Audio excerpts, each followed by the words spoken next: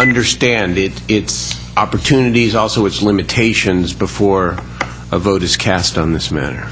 That's Yes. personally important to me, is something I brought up fairly consistently. So you're correct. If I could jump in here, Mr. Richard, happy to have you.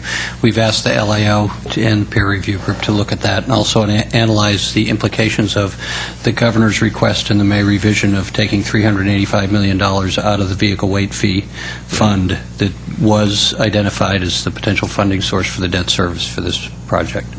So we're going to find out with a high degree of specificity whether it has the capacity to service the debt or not, and if it doesn't, where those funds would come from. Okay. And all of these elements are going to be forthcoming within, let's just say, the first several weeks of June? Is that... Yes, Senator. Yes. Okay. Thank you. Thank you. Senator Simitian. Thank you, Senator Steinberg. Mr. Richard, I want to go back to the comment you made about not being anxious about the funding. And I want to first stake out the area where I think we have some agreement. I have grown to believe that on a project of this magnitude, with a timeline of this duration, you understand that all of the dollars won't be there at any given time, that the funding will be uncertain, that you may have to wait years or even a decade or more for a subsequent phase. I think that's why it made sense for you all to focus on a more incremental approach in the package that you brought the legislature. But here's where we part company in terms of comfortability. I sat at this same dais in January of 2010 with Senator Lowenthal and raised these same issues with your predecessors, and they focused on the independent utility which they assured us would be there. And while you have talked just a few moments ago in response to Senator Lowenthal's question about the various bells and whistles and enhancements to the proposal, bottom line, and I'm sorry to be a broken record on this, but somehow people seem to think they can just breeze right by this, the core proposal, the primary expenditure, is $6 billion for a non-high-speed rail conventional system of 130 miles in a low ridership area with no guarantee of additional funding after the construction of that project. A project which has minimal independent utility and which our Legislative Analyst's Office has characterized as very modest.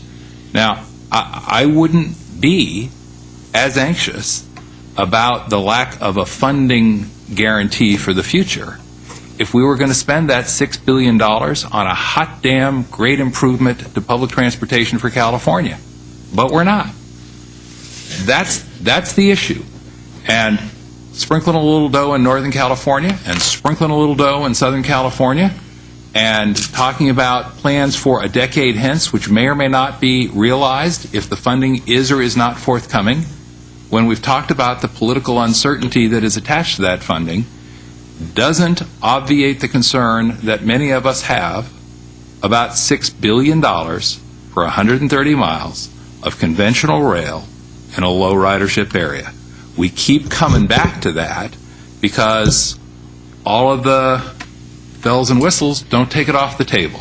Now, if I said anything, I understand we disagree about the import of that, but if I say anything that you think is inaccurate, because if so, I want to let you push back. And then, Mr. Chairman, I got a bunch of questions. Yes, Senator. I would like to say that I believe that your characterization is not accurate in the following ways. It clearly will be $6 billion. We presumably will be 130 miles of track. It's conventional only in the sense that it's made out of steel, but the fact... Well, then let me interrupt you and ask this question, sir. Right. Will it be capable of carrying high-speed rail trains? It will. Will it be electrified? It won't. Will it have positive train control? It won't. Will it have high-speed rail trains on it? It won't. Is any of that inaccurate after the $6 billion is spent? Not as you said it, but it needs some elucidation. Well, I mean, Senator, as I believe I said this at the last hearing, recognizing what you just said, that the initial construction segment that was proposed in the draft business plan was 130 miles of track that had no positive train control, that had no electrification. As we went back and looked at the revised business plan, what we were about to bring forward to you, based on our own analysis, additional steps that we had taken, and conversations with the federal government about filling in a couple of the little gaps, was a project that in fact would be electrified and would have positive train control on it. Now, at the end, that was subsumed by the discussion about essentially just going ahead and building an initial operating segment, which will have all of those things, and which we are committed to, and which we do believe we'll be able to do with a combination of funds, including the cap and trade revenues. You, sir, have pushed us back on that and said, but all you really have in hand today is the $6 billion. That's true, but if you need if you need something with electrification and positive train control, we can give you that. We're not doing it here because it's part of the iOS. We have a budget request from the administration. If we spend that 2.7 and authorize the 3.3, 3.5, you'll have that. What we're going to get Right. is 130 miles of conventional rail that is not high-speed rail, that has no high-speed rail trains, no electrification or positive train control. Simple question, yes or no, is that correct? That is correct. Thank you. That's why, even though I would be inclined to not be so anxious about when and where the funds will be forthcoming, if I had a project which, in and of itself, had significant independent utility, I cannot help but remain concerned, given the fact that when this project is completed, it's entirely possible that's all we've got to show for the expenditure of that $6 billion. And we don't need to carry this conversation on further because you don't think that's a problem. I think it is. Reasonable people can disagree. Here's my next question. Senator Steinberg asked about the conversation we had earlier about bringing new people forward. Now, look, I want to be clear. I asked you in March about the lack of a CEO, a COO, or assistant CEO, a risk manager, a finance officer. I had the concerns then. I still have them now. That being said, now I'm a little bit worried that there's a hurry-up drill to go out and fill some places and put some people behind desks in a slipshod way in order to satisfy the California State Legislature or the public.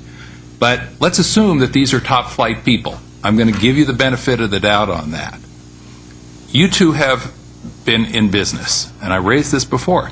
If somebody showed up with a new team, I mean, June 15th is the budget date, the date under which we were being pushed by many supporters to consider